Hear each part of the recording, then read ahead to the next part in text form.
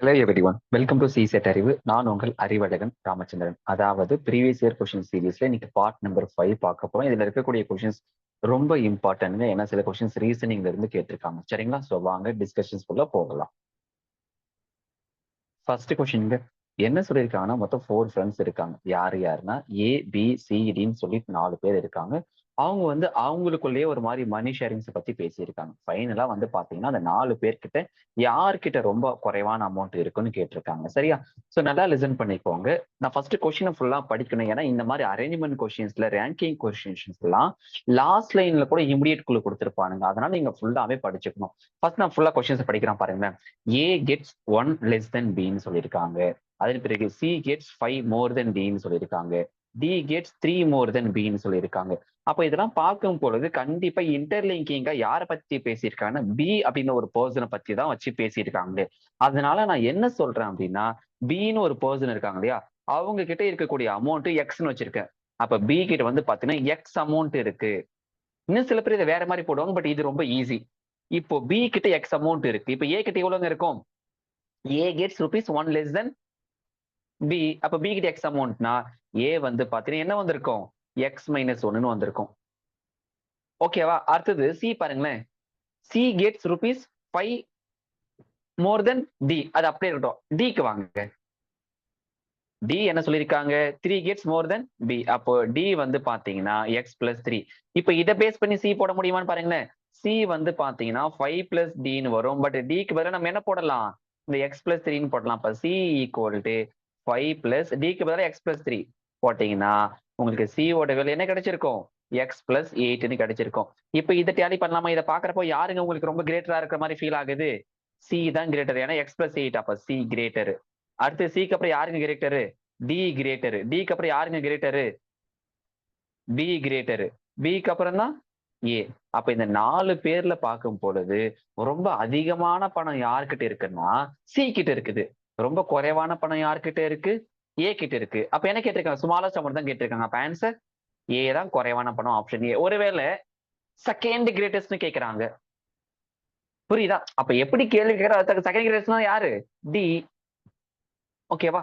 கேள்வி என்ன கேட்கறானோ அதுக்கு தகுந்த மாதிரி நீங்க மாடிஃபை பண்ணிக்கணும். இன்னும் சில பேர் வேற மாதிரி இதை அப்ரோச் பண்ணிருப்பாங்க. எனக்கு அதெல்லாம் கவலையே இல்லை. எனக்கு தேவை சரியான ஆன்சர், அவ்வளவுதான். ஓகே, நோட் பண்ணிக்கோங்க. அடுத்ததா ஒரு கொஸ்டின் ரொம்ப முக்கியமானது. சிம்பிள்ங்க. ஒரு காலேஜ் இருக்கு. ஒரு காலேஜ்ல 5 கிளப் இருக்கு. ஹாபி கிளப்ஸ் என்னன்னா photography, yachting, chess, electronics, gardening. So இந்த மாதிரி இருக்கும் பொழுது அந்த கார்டனிங் குரூப் இருக்கக்கூடியவங்கலாம் எவ்ரி செகண்ட் டே மீட் பண்றாங்க. எலக்ட்ரானிக் குரூப் இருக்கக்கூடியவங்கலாம் எவ்ரி தேர்ட் டே, செஸ்லாம் எவ்ரி ஃபோர்த் டே, யாச்சிங்னா எவ்ரி ஃபிஃப்த் டே, போட்டோகிராஃப்லாம் every sixth day meet பண்ணியிருக்காங்களாம்.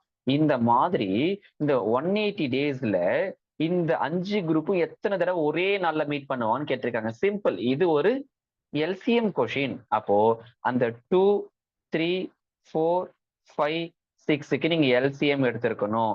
LCM எடுத்தீங்கன்னா உங்களுக்கு 60ன்னு கிடைப்பாங்க.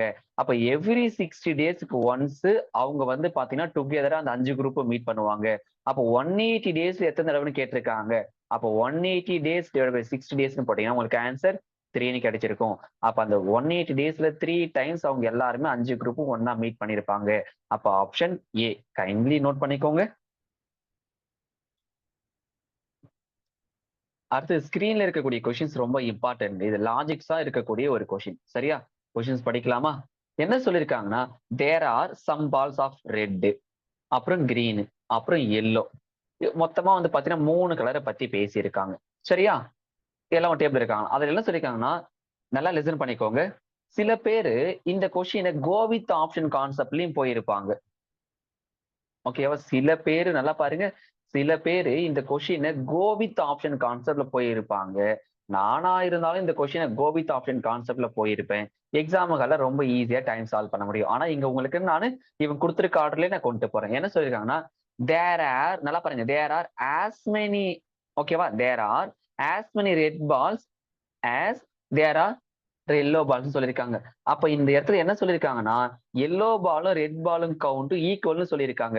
அப்ப நான் என்ன பண்றேன்னா, எல்லோ பால் இருக்கு இல்லையா, எல்லோ பால் கவுண்ட பாத்தீங்கன்னா ஒய்ன்னு வச்சிருக்கிறேன். அப்ப நல்லா பாருங்க, ரெட் பால் கவுண்ட் என்னன்னு வரும் எனக்கு, ஏன்னா எல்லோ பால் ரெட் பால் ஈக்குவல் சொல்லியிருக்காங்க. அப்ப நல்லா பாருங்க, ரெட்டும் எல்லோவும் ஈக்குவல் சொல்லியிருக்காங்க. அப்ப ரெட் பாலோட கவுண்ட்டும் ஒய்னா, அப்போ எல்லோ பாலோட கவுண்ட்டும் ஒய், ரெண்டுமே வைஸ் வெர்சா தான். புரிஞ்சுதா? இது வந்து பாத்தீங்க அப்படின்னா நீங்க ஜெனரலா சொல்லியிருக்கான். அடுத்து செகண்ட் பாருங்க, there are twice as many yellow balls as there in green ones சொல்லியிருக்காங்க. அப்ப இந்த இடத்துல என்ன சொல்லியிருக்காங்க நல்லா லிசன் பண்ணிக்கோங்க, ரொம்ப ரொம்ப முக்கியம். எல்லோவையும் கிரீனையும் மேட்ச் பண்ணியிருக்காங்க. என்ன சொல்லியிருக்காங்க, there are twice as many as yellow balls are there are in green ones சொல்லியிருக்காங்க. அப்ப இந்த இடத்துல வந்து பாத்தீங்கன்னா நல்லா லிசன் பண்ணிக்கோங்க, எல்லோவும் கிரீனும், ஓகேவா? எல்லோவும் கிரீனும் எப்படி இருக்காங்கன்னா, எல்லோவும் கிரீனும் எப்படி இருக்காங்கன்னா 2:1 அப்படின்ற ரேஷியோல இருக்காங்க. இந்த இடத்துல ஓகேவா? இந்த மாதிரி ரேஷியோவை நம்ம எப்படி சொல்லலாம், டிவிசிபிலிட்டியில கூட சொல்ல முடியும். கரெக்டா? அப்ப எப்படி சொல்லுவீங்க, y divided by g equal to 2/1 சொல்லுவீங்க. கரெக்டா? இப்ப இந்த இடத்துல உங்களுக்கு g கிரீன் வேணும்னா என்ன செய்வீங்க, கன்வெர்ட் பண்ணிருப்பீங்க இல்லையா? அப்ப g equal to என்னவா மாறி இருக்கும், y/2ன்னு மாறி இருக்கும். கரெக்டா? ஓகே தானே? இப்போ இத ஃபர்தரா நீங்க எப்படி கன்வெர்ட் பண்ணிருப்பீங்க, g equal to y/2? அப்போ y equal to 2 into green அப்படின்னு நீங்க சொல்ல முடியுமா? y equal to 2 into green சொல்ல முடியும். இப்போ ஒவ்வொரு ஆப்ஷனும் செக் பண்ணி பார்ப்பீங்க. செகண்ட் ஆப்ஷனை போய் பாருங்களேன். செகண்ட் ஆப்ஷனை பாருங்களேன். என்ன சொல்லியிருக்காங்க பாருங்க. ரெட் பால தான் கேட்டிருக்காங்க. ஏன்னா இங்க இன்னொரு விஷயம் பாருங்க. ரெட்டுக்கு பதில் ஒய்ன்னு கூட சொல்லலாம் இல்லையா? ஏன்னா ரெட்டும் ஒயிட்டும் சாரி ரெட்டும் எல்லோவும் எப்படி இருக்கு, ஈக்குவல். அப்ப என்ன சொல்லியிருக்காங்க, ரெட் பால் வந்து பார்த்த அப்படின்னா சாரி ரெட்டும் எல்லோவும், சரியா? இங்க ரெட்டும் எல்லோவும் நம்ம ஈக்குவல்னு சொல்லியிருக்கோம். ஆனா கேள்வி என்ன கேட்டிருக்காங்க, ரெட் பால் வந்து எப்படி இருக்குன்னு கேட்டிருக்காங்க. அப்போ ரெட் பால் வந்து பார்த்தீங்கன்னா double the number of green ball. இங்க பாருங்க, இந்த எல்லோக்கு பதிலா நம்ம ரெட் கூட சொல்லலாம். ஏன்னா ரெட்டும் எல்லோவும் ஈக்குவல் நம்ம ஆல்ரெடி சொல்லி இருக்கோம் அந்த ஈக்குவேஷன்ல. அதனாலதான் இப்போ ஒய்க்கு பதில் நான் ஆர்னு கூட வச்சுக்க முடியும் என்னால. அப்ப பாருங்க, டபுள் தி நம்பர் ஆஃப் டபுள்னா இந்த 2 ட்வைஸ் தானே கிரீன் பால், ஓகே தானே? அப்போ செகண்ட் ஆப்ஷன் தான் கரெக்ட். இது ஒரு மாதிரி தான் இருக்கும், லாஜிக்ஸா நீங்க கொண்டு வரணும். புரிஞ்சுதுங்களா? சோ கைண்ட்லி நோட் பண்ணிக்கோங்க.